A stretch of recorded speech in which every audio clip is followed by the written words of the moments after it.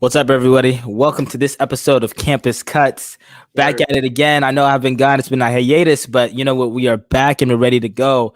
Today, I have a special guest. Campus Cuts is an intergenerational, multicultural show that brings together entrepreneurs, athletes, community leaders from all walks of life to chop it up in the virtual barbershop. I'm your host, Tanaka Tava, and today's guest, I have a leader. I have a man of action. I have a man that is able to, he moves in silence. This man is somebody, he's a mover and he's a shaker, and you may not hear him talk, but whenever he comes into the room, he has a presence. He's able to bring in action and is able to, hopefully, all he wants to do is to uplift other people, other first generation Americans, and people who want to do and be better.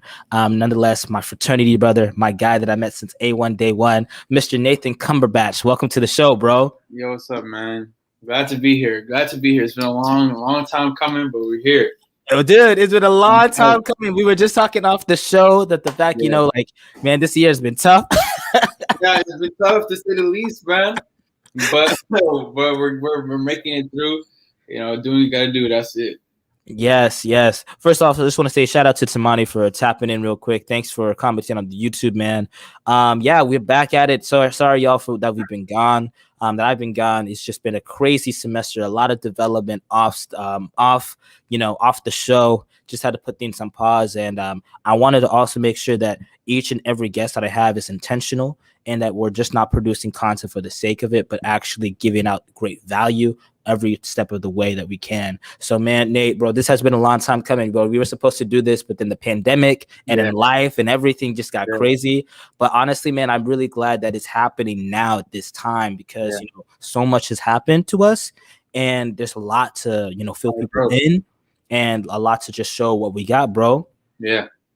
Yes, sir. So the first question, man, is, of course, I was able to give you an introduction, but we're going to start what's your name? What's your year? What year are you graduating college? And then your occupation in your hometown.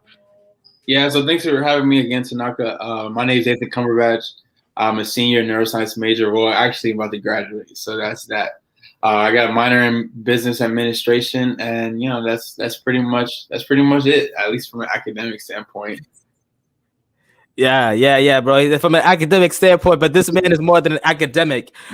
No, we're gonna dive deeper into that, bro. So, of course, where are you from? Yeah, so I'm from Houston, Texas. My family's from the island of Trinidad and Tobago.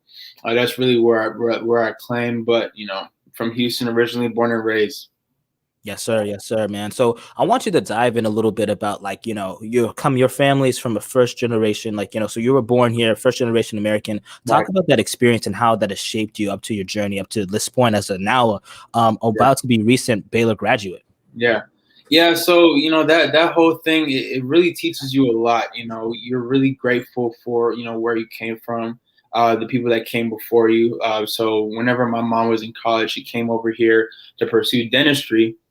And then when she eventually moved down to Texas, she went up to, I think, New York and then down there in Alabama. And then she moved down to Texas and then had me, of course. You really learn a lot about, African-American culture and then the Caribbean culture. And so that experience for me was really, really interesting, because, on any given day, you can have any kind of influence, whether that's, what kind of food are we having today? Right. What kind of people am I meeting, stuff like that. So, that experience really shaped me into who I am as a person.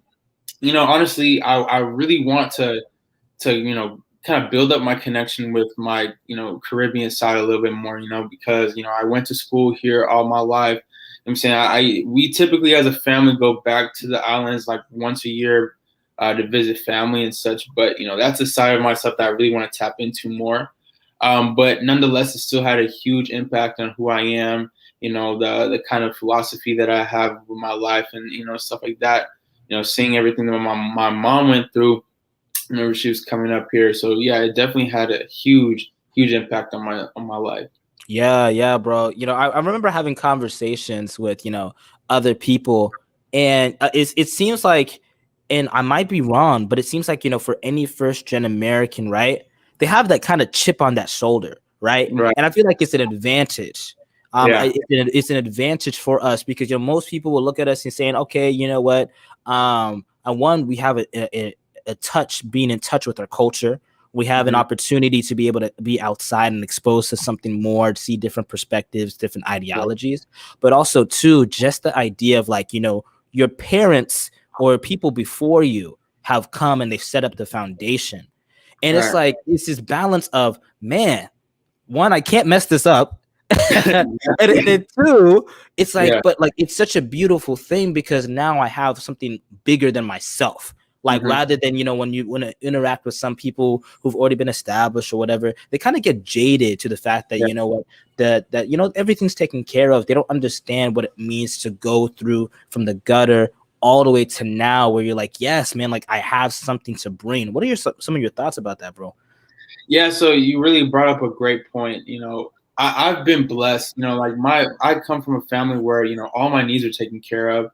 I went through private school, came here to Baylor. Obviously, that's also private school. So I've been really fortunate to have all my needs taken care of. My mom never let a situation come by where I'm lacking something, right? So whenever I think back on it, whenever we think about this idea of like building on the last generation, taking steps to, further your family and stuff like that, a lot of that fell on my mom, right? So she came over here to pursue dentistry and she became one of the most successful, dentists in all of Texas, right? So, that really, that puts a lot of things in perspective because, she really came from nothing, right? I wouldn't say I came from nothing because, what I had was fortunate, right? So I've been blessed.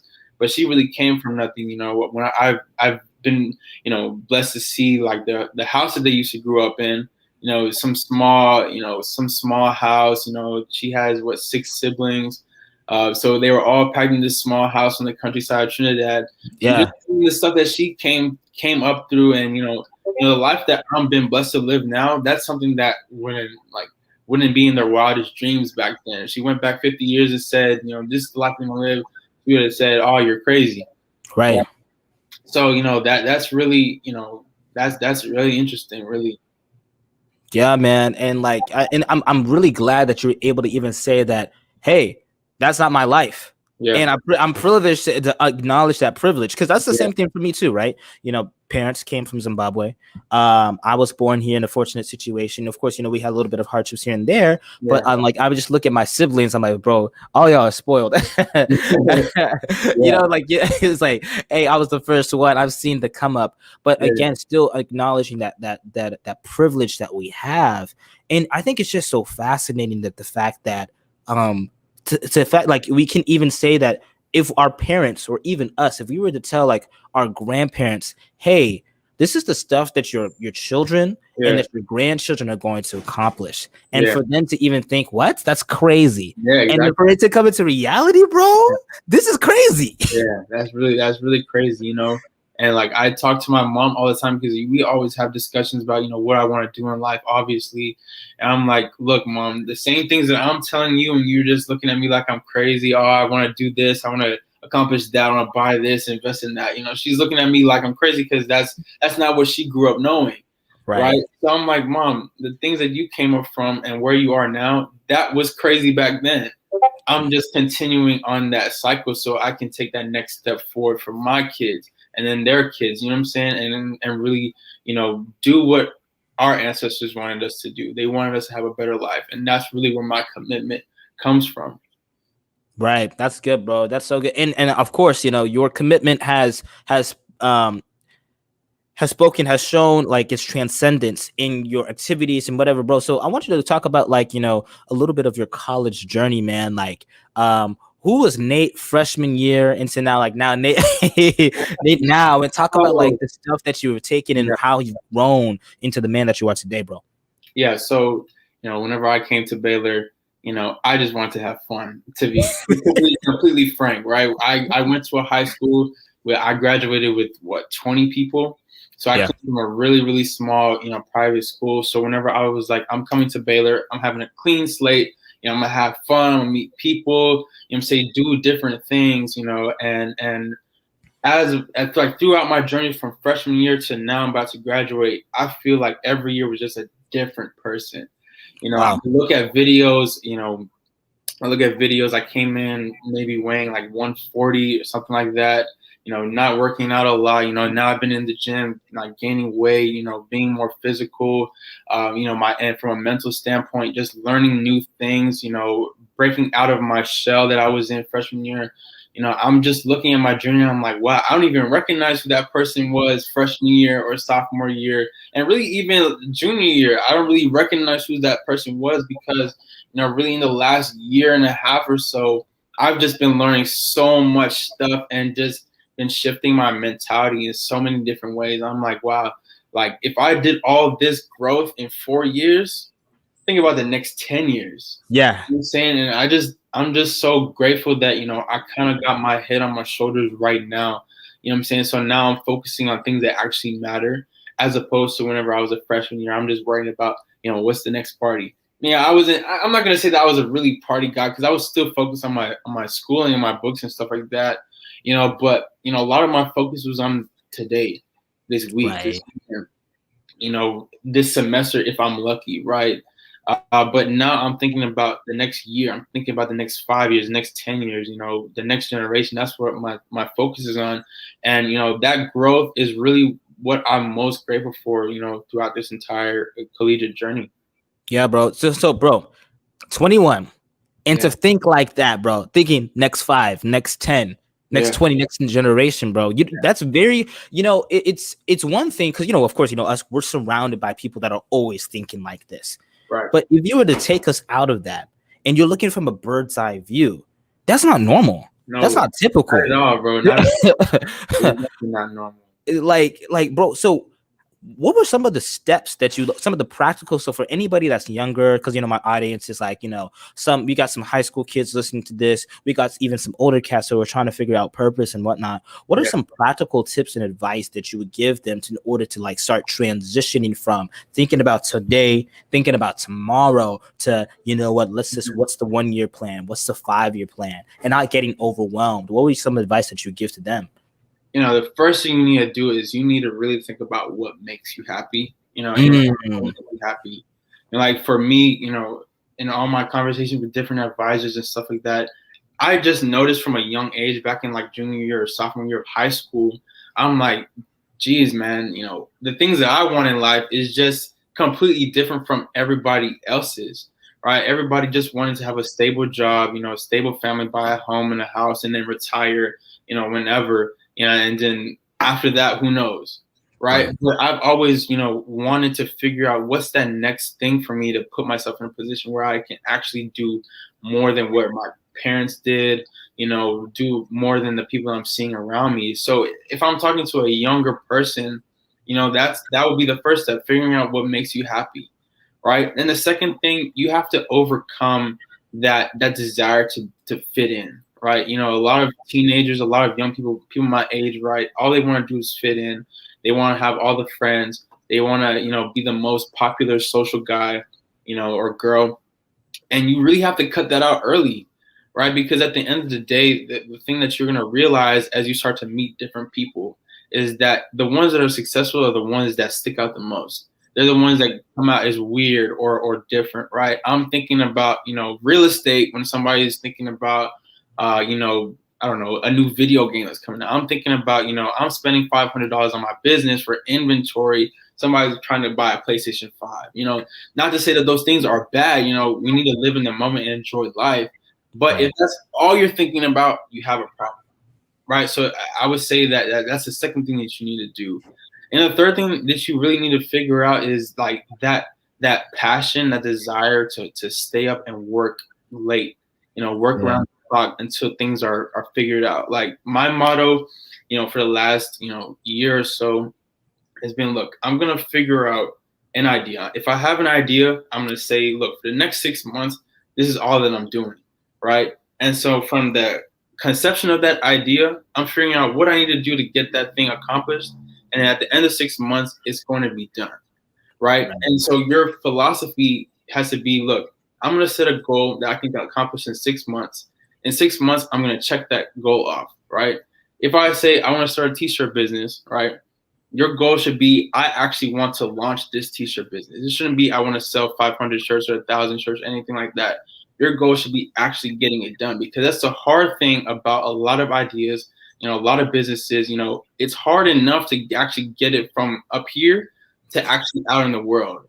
And once you figure out how to do that consistently and you start practicing that, you start to, work on that on small things. It doesn't have to be big things, but small things. You start to take pride in, the fact that I have an idea, I'm going to actually make it happen. It doesn't matter what comes after that. I'm taking pride in the fact that I actually thought about it, then actually did it. So those are a few things that I would tell a younger person to do. And once you figure those things out, bro, you'll start to see things manifest that you couldn't even dream of. You start to see opportunities coming in your way, and you'll start to feel like you have purpose, right? Because all of a sudden in 6 months, oh wow, I just did something crazy. You know what I'm saying? I just did something that's, I never thought I could actually done, right? So, those are things that I would tell a younger person, but they're definitely harder than it seems. But it's all about little steps and taking it one day at a time. Right, bro. That's so true, man. Because it's hard to do that, bro.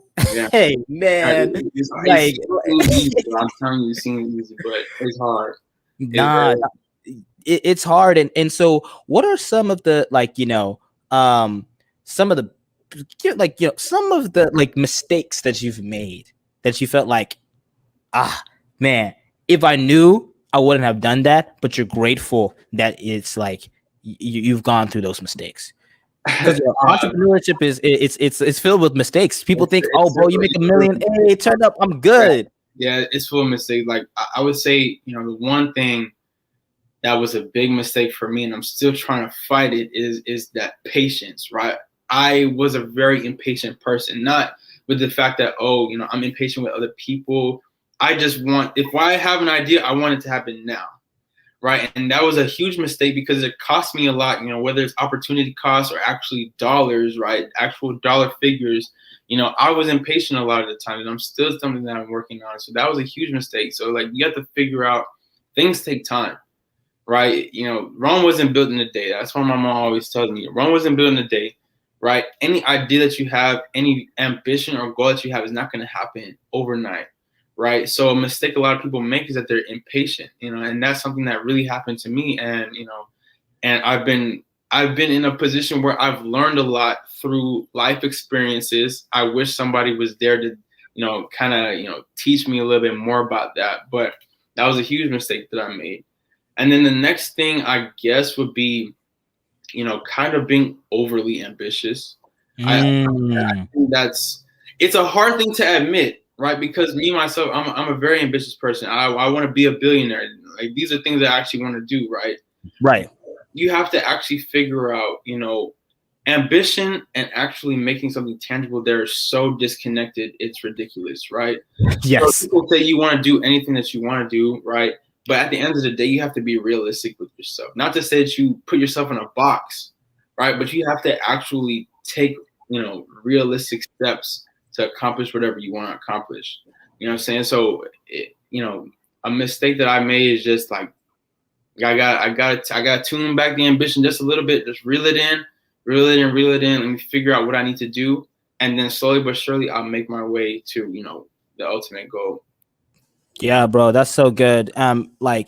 It's so good that the fact that you have the self-awareness, even fact that you say, hey, you know what, I am ambitious. I am a little over ambitious, because I've heard the same thing too, right? And then so now it's like that thin line between ambition and being too obsessive where it's going to be harmful, right? Because I think ambition is very important, and ambition to the point that you want to better yourself, but not ambition and obsessiveness where you're trying to crush each and every person. Because I feel like the new age of business is more collaboration based rather than competition based. That's very true. Right. Right. But give me 1 second. So I'm going to go on a 30-second break. We're having some little bit of technical difficulties, but we'll be back. All right. Sure.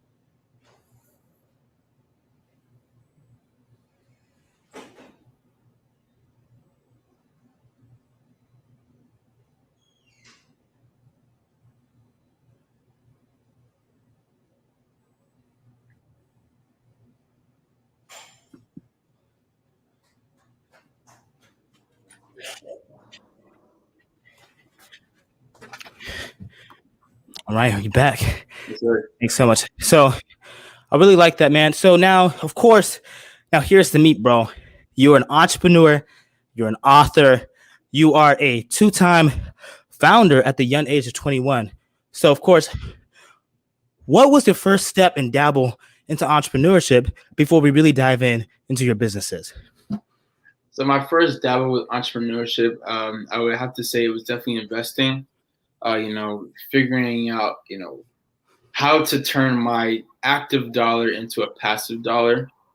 And my first touch with that, it's not really entrepreneurship, but I think it's extremely related, right? So whenever I first started investing, I was the 3 days after I turned 18, I opened a TD Ameritrade account, and Yeah. my first goal was to trade penny stocks. I was just gonna trade penny stocks. I didn't have a lot of money at the time, right? But I had $100, and I was just like, look, I'm just gonna figure out, as I go, right? So that was kind of my first touch with it.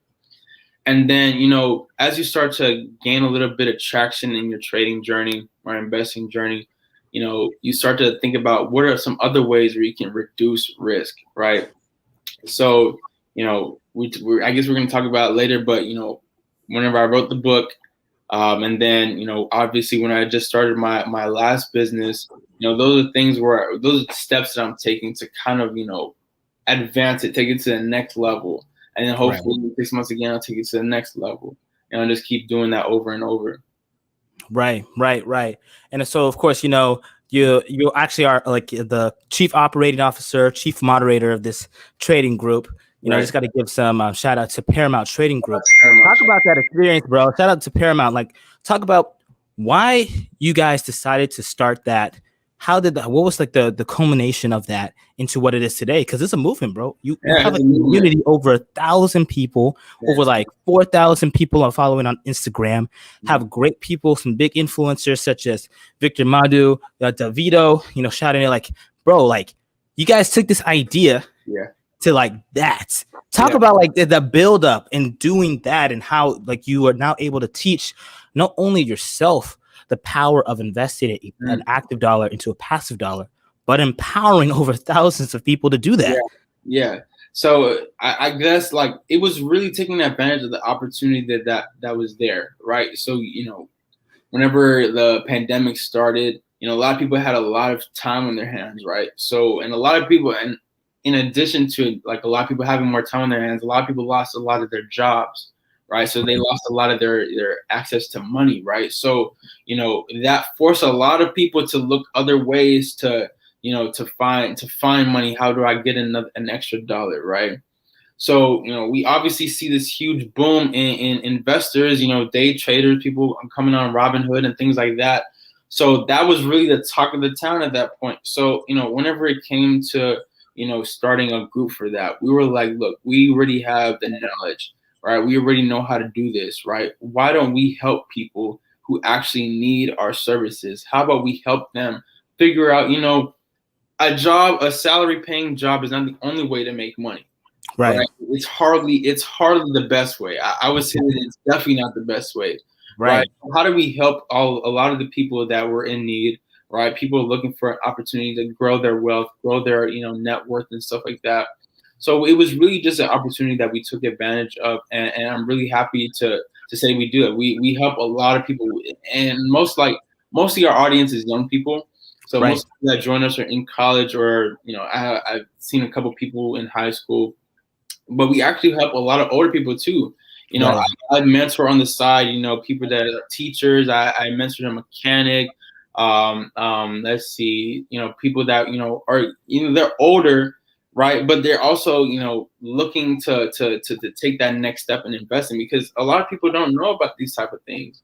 Right. You know what I'm saying? So if we're in a position to help people, that's really why I was on board to do it, and I'm happy to do it. And we've seen a lot of successful people come into our group and come out of our group and really thrive within our system. And I'm really proud to be a part of it. Right. And again, like I was even listening to a podcast episode earlier today with Russ and Jay Shetty. And the good thing is you guys have transferred and transmutated this go-getter energy to a go-giver energy. And the fact is, like, each and every person that is successful who has a business. Bill Gates with Microsoft, Amazon with Jeff Bezos with Amazon, Steve Jobs and Tim Cook with Apple. Right. I mean, to an extent, Mark Zuckerberg or whatever with Facebook is they were able to provide and utilize a service that fulfilled a need. Mm-hmm. And like it's like being able to get a service that fulfills a need is one of the best ways to wealth, because it's thinking outside of yourself, of thinking, all right, what can I do for me? Because the self is so limited. But if you are able to tap into a problem or tap into some sort of need-based service of helping other people, it just comes naturally, and it's a cyclical energy thing that continues to transfer over. Right. That's powerful, bro. Like, bro, y'all are doing that at 21, 20, 19, early ages, man. Yeah. It's really, what you're talking about, whenever you figure out, how can I help somebody, right? It's really beneficial for everybody. You know what I'm saying? So I'm teaching you something. We're educating each other. I'm still learning myself, right? Trying to get better every day, because that's my obligation to people that put their trust in me to do certain things, right? So we're all learning. We're all a group. It's a great community that's, all about figuring out, how can we take back the power from these big players, these whales, these suits, right, and put it back into the hand of the everyday person that's honestly struggling a lot of times more than not.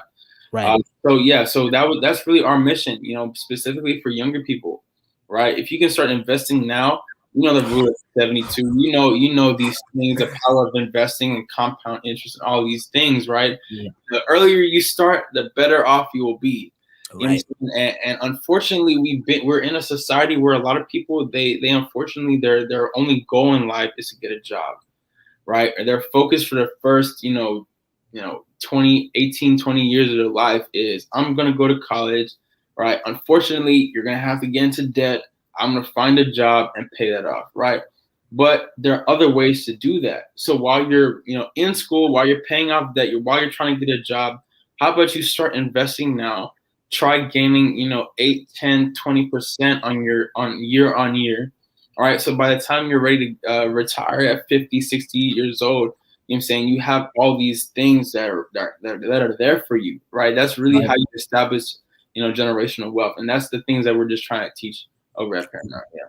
Right, man. And again, like, I think the one thing, the cool thing too about what we've been seeing, I guess, like through the greatest wealth transfer in front of our eyes, is the fact that we are now, due to like the democratization of the internet and access and information, we have an opportunity for people to see, like, for all of us to be empowered and be able to do it, right? And especially with young people that are looking up to you, they're like, man, I see this cat doing it and he's my age and he looks like me. Yeah. Bro, that's so important. That's very powerful, man. That's very powerful.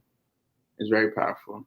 Yeah, bro. So kudos to you, man. Kudos to you. And also talk about your book a little bit too, man, because again, that's another gem, another information of now you that's more of you went from the financial and more practical thing to now, teaching and literature and whatever. Like, talk about the process of how you were able to create the 21 keys to life? The game of school, 21 keys to win. So it goes back to what we were talking about earlier, right? The 6-month thing, right? So I was coming up on my 21st birthday, and I was actually on Clubhouse listening to some guys that are obviously much more successful than I am, right? So I was listening to them, and one of them brought up the idea of writing an ebook, right? So they were talking about, writing an ebook, you can teach people to do something and at the same time benefit, for yourself, right? So I was thinking that night, I was like, man, if I were to write a book about anything, what would it be? Right. I thought about trading. I thought about investing. I thought about, a lot of different things. But then I was like, let me talk about school. Why? Because, school was the easiest thing to come to me. Like, for me, school was never really a challenge. Right. So I went through school, and honestly, I took it for granted how simple it came to me because of the foundation that I had, middle school, high school, and my work ethic in college. Right. Those things are really something that I took for granted. Right. So I was like, okay, so I'm going into my last semester. This is back in December. So I'm going into my last semester. So I was like, let me just write a book as if I'm talking to a younger person who's just coming into college. They don't really understand the game, because that's really what college is. Like, college is nothing more than a game. I like Right. half of it should be about learning. Half of it should be actually about learning, and the other half is really about getting the best grades possible. Right. Right. Boils down to, man, and that's really what it boils down to. And whenever you figure that out, right, you start to like realize a lot of things that you can do differently. So all that I did, I just packed it into a book. I did 21 just because that's how old I was turning. So I just kind of did it for that reason, right? But I just wrote a book about 21 things that are kind of atypical. Whenever you read actually read my book, you kind of understand the perspective I'm coming from. It's not going to be study skills or study habits. I talk about that some in there, right? But I'm really focusing on time management. How do you figure out, if I should take this class or this class? Should I listen to my advisor? Should I be looking forward? How far should I be looking forward? Is this degree something that I really want to do? I talk about all these type of things in my book, and I really hope to, provide the most value as if I'm talking to myself, right? Because a lot of the things that I bring up in there are things that I wish I really learned whenever I was a freshman. Right. So, I just came from that perspective and wrote things that are genuinely valuable to a lot of people that I know growing up or coming through college and stuff like that. So that's really what inspired me to write the book. And so I just did that. I was like, okay, once I decided I was going to write the book, I said, all right, for the next month, I started the book in October. So my birthday is December 30th. So I was just like, okay, look, I'm going to write I'm going to write an outline. I'm going to write a manuscript. I'm going to edit it, all that stuff. And then after that, I figured out a design. I designed everything from cover to cover, and then figured out, how do I market this? How do I put this on the website? So all those steps, everything that I was working on every single day, from the time I woke up to the time I went to sleep. And lo and behold, on December 30th, I released my first book, man. Really, yeah, bro. And like, it's your first, but I definitely know it's not going to be the last. The last, man. It's not going to be the last, man. Mm-hmm. And like the fact that, you'll have these ambitions of, being a billionaire, whatever, bro. Like, it's just a New York Times best-selling book is in the horizons, man. Yeah. No cap. Yeah.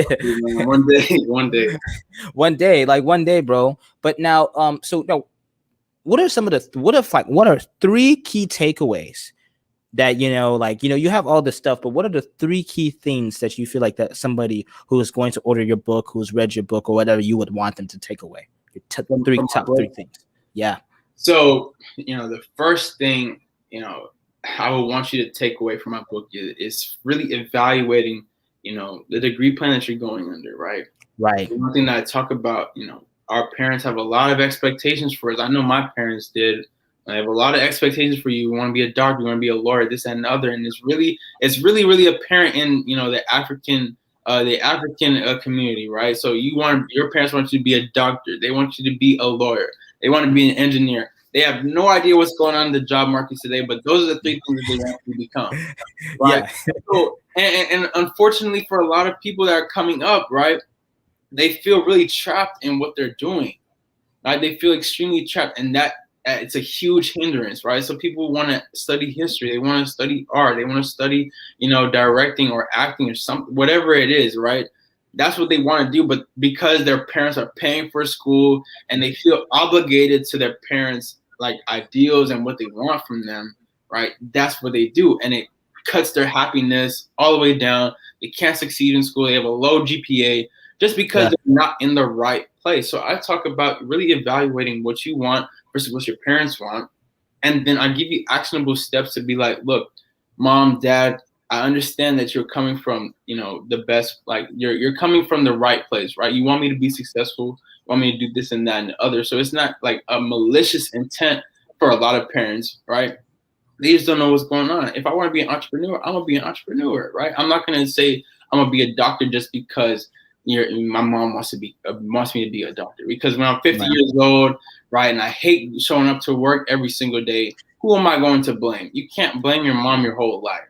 All right. You really just have to take control of really what you want to do, and that's the main thing that I want people to take away from my book. The second thing I want people to take away from my book is really how to manage your time. Right. The killer thing that I noticed with a lot of students that were coming up with me that they didn't know how to manage their time, right? So they're Right. coming in, they're studying when they want to, they're reading their books when they want to, they're going to class when they want to, and they're honestly wasting a lot of time, right? Because they're not actually planning out the things that they want to do, right? So I'm talking about being efficient. That was my number Right. one goal in all of college, right? My goal is not to study the longest out of everybody. My goal is to spend the most quality time in my books so I can figure out what I need to do to pass this test and make an A. That's it. Right. Anything outside of that is wasting my time, right? Right. So I'm teaching you how to be efficient with your time so you can manage it properly. And then the last takeaway is everything else, right? So succeeding in college is part academic and then it's everything else, right? So it's about how you sleep, it's about how you eat, it's whether you work out or not, right? So I'm talking about all those other things so you can be a healthy human being while you're in college, because college is extremely stressful. Right. Physically, emotionally, spiritually, you're going to go through everything, right? So I'm talking about all those things, how to deal with that, how to make sure your mental state is great, right? A lot of it is how you start your day in the morning, right? So I'm talking about a good morning routine. What works for you? Are you eating breakfast? Are you going to sleep on time? I talk a lot about sleep because that's extremely underrated. It's really important, right? For the last year and a half or so, I've been working in a sleep lab, and I've really been able to see under my mentor, my PI, really been able to see, how sleep affects your body in so many ways, right? Pretty much Right.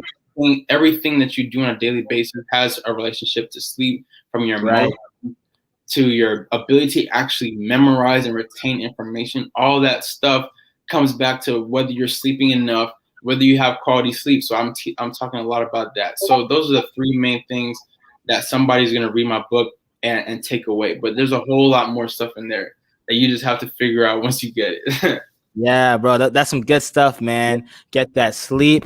I mean, just like the fact that get the sleep, being efficient, and most important, that degree plan, bro. Like that is just that's some good stuff. That is some Yeah. great practical things. So anybody like, also make sure that in the links below, in the link in the podcast link, all of his stuff, all Nate's information is going to be there. So to order for the book, see what he's got going on, and that's some gems, man. And honestly, and this is not him just saying that, oh yeah, whatever, I'm preaching it. Like, he lives this. Yeah. This man literally lives it every single day, Yeah. and it's proven to success. Over like with the 3.9 GPA with one of the hardest degree programs at Baylor, neuroscience, man. So great work, man. And last but not least, bro, your new venture you will just launch, Arctic Teeth, man. Talk about that, bro. Like Yeah.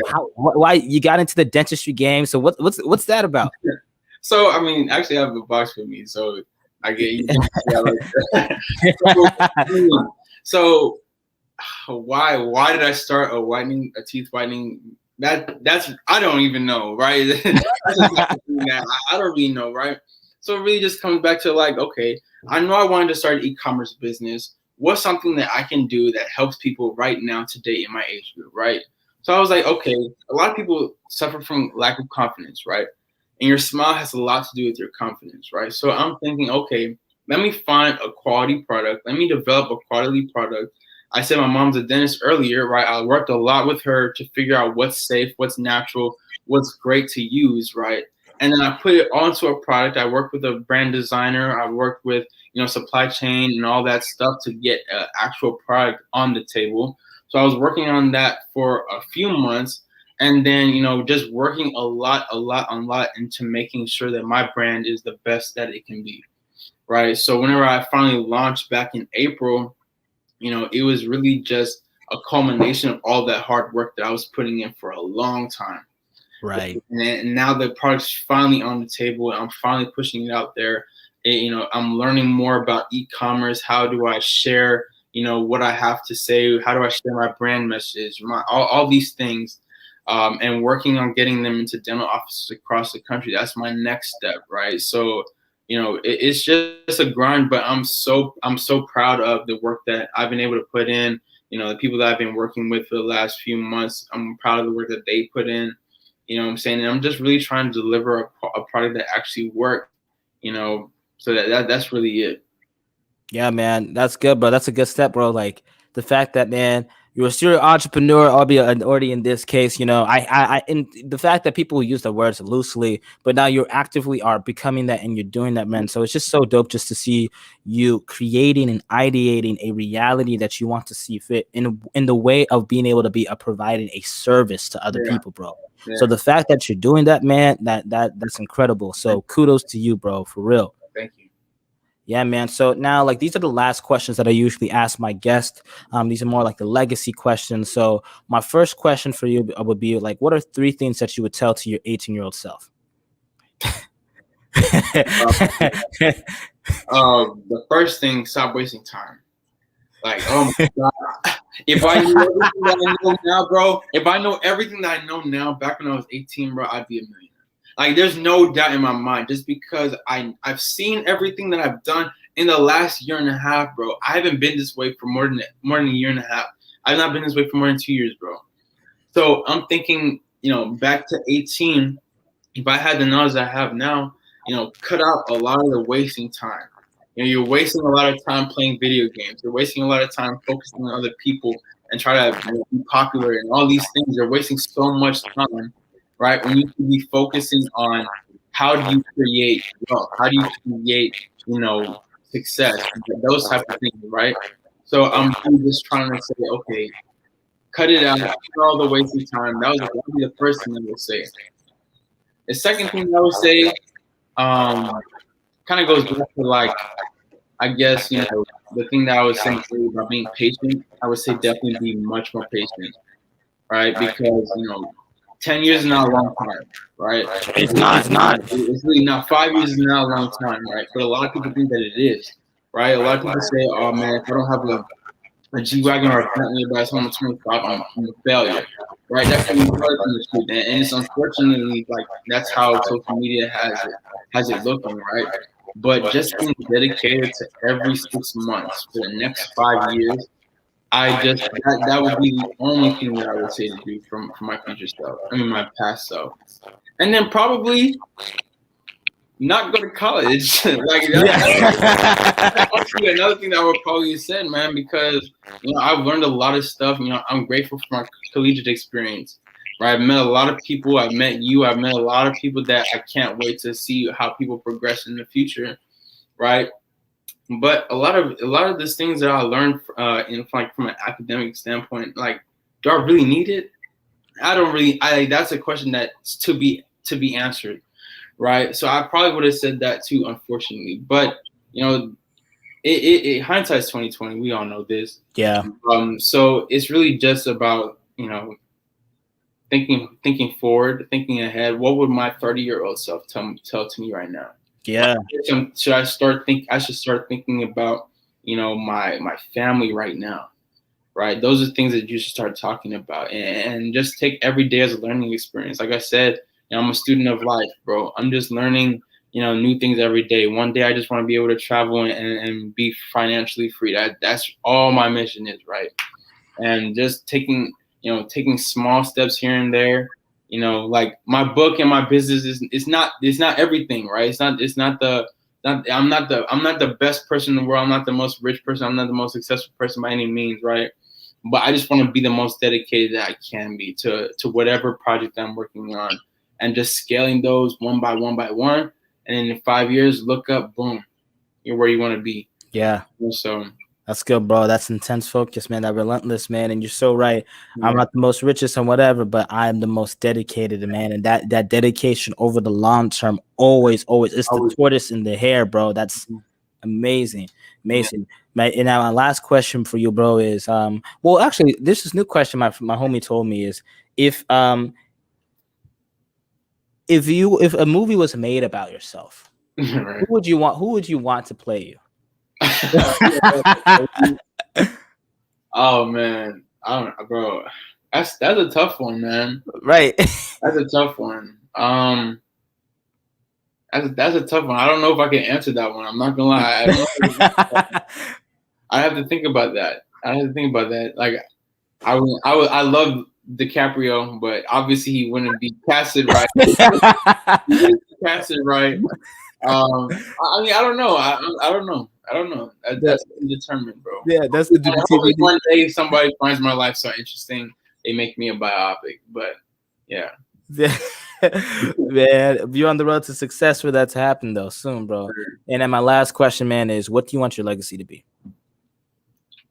My legacy, you know, I want my name to never die. That's really what I want, right? So, you know, a lot of the things that I'm focusing on now is so that, you know, in 50 years I can really put a dent in my community and really uplift a lot of people, right? Right. That's really my ultimate vision. Like a lot of the things that I'm focusing on, yeah, it's cool for now, but the reason why I'm really doing it is so that I can actually build institutions that actually change, you know, lives for Black people, lives for Caribbean people, things like that, right? That's really what I want. So, like, you know, my legacy, I just want to be known as somebody who really was dedicated to like the pursuit of happiness, honestly.